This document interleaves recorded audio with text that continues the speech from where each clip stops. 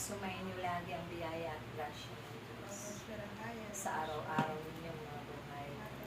Ako'y laging kasama ninyo at nangunguna sa bawat takbang ng inyong mga paa. Kaya't mapapalad kayo dahil ako'y tinanggap ko na nagmumula sa Diyos.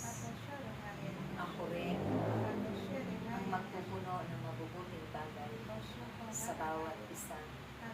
At kapag kayo'y nasa piling ng Diyos, magiging magaan lamang. Ano man ang inyong pinagdaraanan, mabibigat ang mga suliranin at pagsubok sa buhay.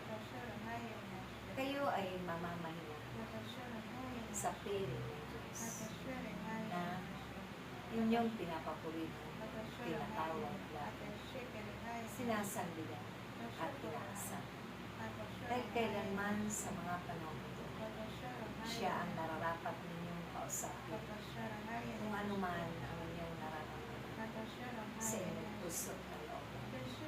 Siya ay magtuturing ng mabubuting bagay at ito nawa ang magiging daan upang sa ikapagliligtas ninyo at ikapagbabago ang bawat isa sa inyo.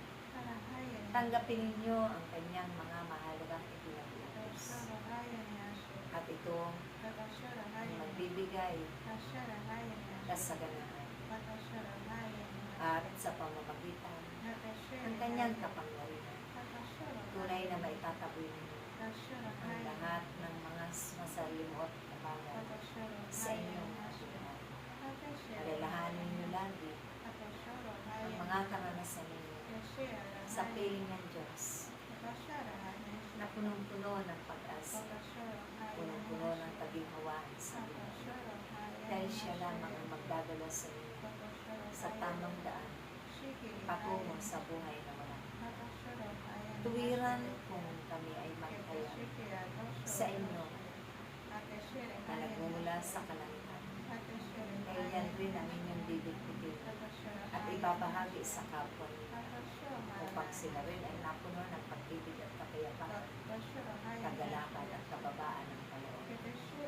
Dahil napakahalaga ang aking mga bunga kapag ito'y taglay-taglay ninyo sa puso at naisap ang mga ayon sa kalooban ng Diyos.